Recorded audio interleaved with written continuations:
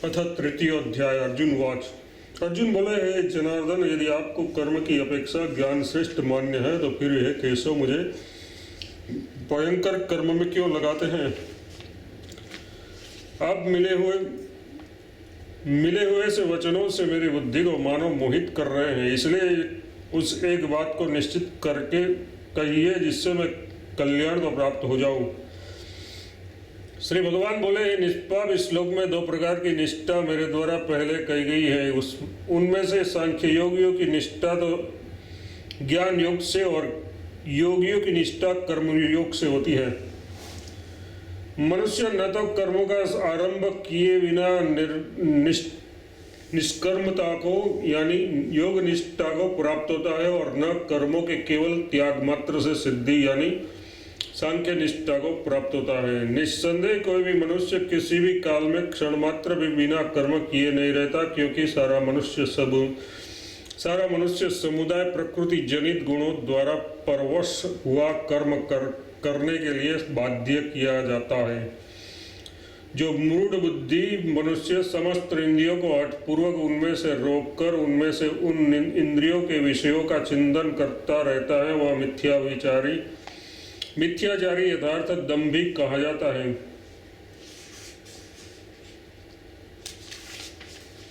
किंतु ये अर्जुन, जो पुरुष मन से इंद्रियों को वश में करके अनासक्त हुआ समस्त इंद्रियों द्वारा कर्म योग का आचरण करता है, वही श्रेष्ठ है। तो शास्त्र विहित कर्तव्य कर्म कर, क्योंकि कर्म न करने की अपेक्षा कर्म करना श्रेष्ठ है, तथा कर्म न करने से तेरा शरीर निर्वाह भी नहीं सिद्ध होगा। यज्ञ के निमित्त किए जाने वाले कर्मों से अतिरिक्त दूसरे कर्मों में लगा हुआ ही ये मनुष्य समुदाय कर्मों से बंधता है। इसलिए हे अर्जुन, तो आसक्ति से रहित होकर उस यज्ञ के निमित्त ही भलीभांति कर्तव्य कर्म कर। प्रजापति ब्रह्मा ने कल्प के आदि में यज्ञ सहित प्रजाओं को रचकर उससे कहा कि तुम लोग इस यज्ञ के द्वारा वृद्धि को प्राप्त हो और ये यज्ञ तुम लोगों को इच्छित भोग प्रदान करने वाला हो। तुम लोग इस यज्ञ के द्वारा देवताओं को उन्नत करो और वे देवता तुम लोगों को उन्नत करें। इस प्रकार निस्वार्थ भाव से एक दूसरे को उन्नत करते हुए तुम लोग परम कल्याण को प्राप्त हो जाओगे। यज्ञ के द्वारा बढ़ाए हुए देवता तुम लोगों को बिना मांगे ही इच्छित भोग निश्चित ही देते रहेंगे। इस प्रकार उन देवताओं के द्वारा दिए हुए भोगों को जो पुरुष उनको बिना दिए स्वयं भोगता है वह चोर ही है। यज्ञ से बचे हुए अन्न को खाने वाले श्रेष्ठ पुरुष सब पापों से मुक्त हो जाते हैं, और जो पापी लोग अपना शरीर पोषण करने के लिए ही अन्न पकाते हैं वे तो पाप को ही खाते हैं। संपूर्ण प्राणी अन्न से उत्पन्न होते हैं। अन्न की उत्पत्ति वृष्टि से होती है, वृष्टि यज्ञ से होती है और यज्ञ विहित कर्मों से उत्पन्न होने वाले हैं। कर्म समुदाय को तू वेद से उत्पन्न और वेद को अविनाशी परमात्मा से उत्पन्न हुआ जान। इससे सिद्ध होता है कि सर्वव्यापी परम अक्षर परमात्मा सदा ही यज्ञ में प्रतिष्ठित है। हे पार्थ, जो पुरुष इस श्लोक में इस प्रकार परंपरा से प्रचलित सृष्टि चक्र के अनुकूल ही नहीं बरतता, अर्थात अपने कर्तव्य का पालन नहीं करता, वह इंद्रियों के द्वारा भोगों में रमण करने वाला पापायु पुरुष व्यर्थ ही जीता है। परंतु जो मनुष्य आत्मा में ही रमण करने वाला और आत्मा में ही तृप्त तथा आत्मा में ही संतुष्ट हो, उसके लिए कोई कर्तव्य नहीं है। उस महापुरुष का इस विश्व में न तो कोई कर्म करने से कोई प्रयोजन रहता है और न कर्मों के न करने से कोई प्रयोजन रहता है, तथा संपूर्ण प्राणियों में ही इसका किंचित मात्र भी स्वार्थ का संबंध नहीं रहता। इसलिए तो निरंतर आसक्ति से रहित होकर सदा कर्तव्य कर्म को भलीभांति करता रहे, क्योंकि आसक्ति से रहित होकर कर्म करता हुआ मनुष्य परमात्मा को प्राप्त हो जाता है। जनकादि ज्ञानी जन भी आसक्ति रहित कर्म द्वारा ही परम सिद्धि को प्राप्त हुए थे। इसीलिए तथा लोक संग्रह को देखते हुए भी तू कर्म करने को ही योग्य है, यथार्थ तुझे कर्म करना ही उचित है। श्रेष्ठ पुरुष जो आचरण करता है, अन्य पुरुष भी वैसा ही आचरण करते हैं। वह जो कुछ प्रमाण कर देता है समस्त मनुष्य समुदाय उसी के अनुसार बरतने लग जाता है। हे अर्जुन, मुझे इन तीनों लोकों में न तो कुछ कर्तव्य है और न कोई भी प्राप्त करने योग्य वस्तु अप्राप्य है, तो अभी मैं कर्म में ही बरतता हूँ। क्योंकि ये पार्थ, यदि कदाचित मैं सावधान होकर कर्मों में न बरतूं तो बड़ी हानि हो जाएगी। क्योंकि मनुष्य सब प्रकार से मेरे ही मार्ग का अनुसरण करते हैं, इसलिए यदि मैं कर्म न करूँ तो ये सब मनुष्य नष्ट भ्रष्ट हो जाए और मैं संकरता का करने वाला हूँ तथा इस समस्त प्रजा को नष्ट करने वाला बनूं। हे भारत, कर्म में आसक्त हुए अज्ञानी जन जिस प्रकार कर्म करते हैं, आसक्ति रहित विद्वान भी लोक संग्रह करना चाहता हुआ उसी प्रकार कर्म करे। परमात्मा के स्वरूप में अटल स्थित हुए ज्ञानी पुरुष को चाहिए कि वह शास्त्र विहित कर्मों में आसक्ति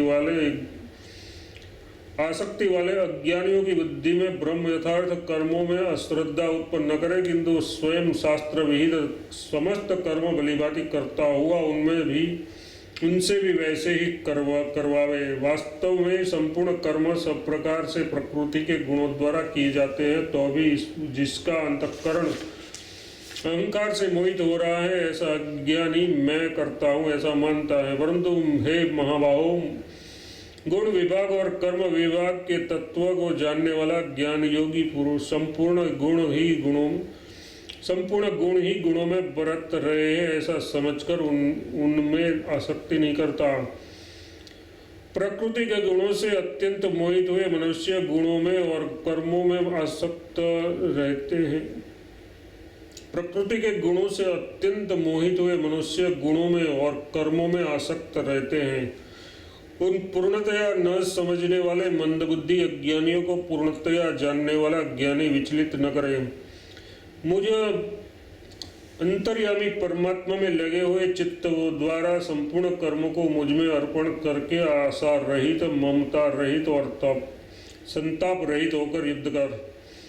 जो कोई मनुष्य दोष दृष्टि से रहित और श्रद्धा युक्त होकर मेरे इस मत का सदा अनुसरण करते हैं, वे भी संपूर्ण कर्मों से छूट जाते हैं।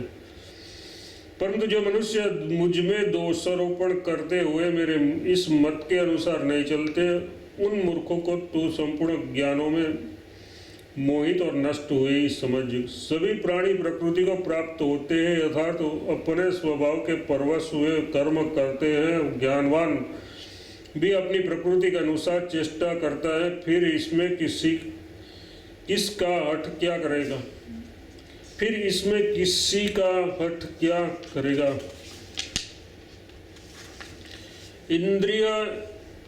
इंद्रिय के अर्थ में यथार्थ प्रत्येक इंद्रिय के विषय में राग और द्वेष छिपे हुए स्थित है। मनुष्य को उन दोनों के वश में नहीं होना चाहिए, क्योंकि वे दोनों ही इसके कल्याण मार्ग में विघ्न करने वाले महान शत्रु हैं। अच्छी तरह आचरण में लाए हुए दूसरे के धर्म से गुण रहित भी अपना धर्म अति उत्तम है। अपने धर्म में तो मरना भी कल्याण कारक है और दूसरे का धर्म भय को देने वाला है। अर्जुन बोले, कृष्ण, तो फिर ये मनुष्य स्वयं न चाहता हुआ भी बलात्कार लगाए हुए की भांति किससे प्रेरित होकर पाप का आचरण करता है। श्री भगवान बोले, रजोगुण से उत्पन्न हुए ये काम ही क्रोध है। ये बहुत खाने वाला, यथार्थ भोगों से कभी न अगाने वाला और बड़ा पापी है। इसको ही तू इस विषय में बैरी जान।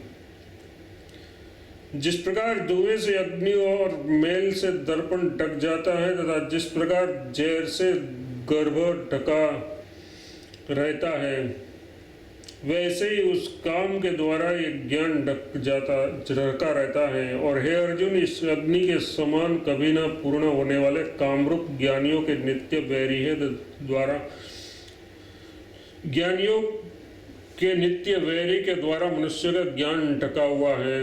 इंद्रिया, मन और बुद्धि ये सब इसके वास स्थान कहे जाते हैं। ये काम इन मन, बुद्धि और इंद्रियों के द्वारा ही ज्ञान को आच्छादित करके जीवात्मा को मोहित करता है। इसलिए हे अर्जुन, तू पहले इंद्रियों को वश में करके इस ज्ञान और विज्ञान का नाश करने वाले महान पापी काम को अवश्य ही बलपूर्वक मार डाल। इंद्रियों को स्थूल शरीर से पर यानी श्रेष्ठ, बलवान और सूक्ष्म कहते हैं। इन इंद्रियों से पर मन है, मन से भी पर बुद्धि है, और जो बुद्धि से भी अत्यंत पर है वह आत्मा है। इस प्रकार बुद्धि से पर यथार्थ सूक्ष्म बलवान और अत्यंत श्रेष्ठ आत्मा को जानकर और बुद्धि के द्वारा मन को वश में करके हे महाभाव, तो इस काम रूप दुर्जय शत्रु को मार डाल। इति से तृतीय अध्याय समाप्त।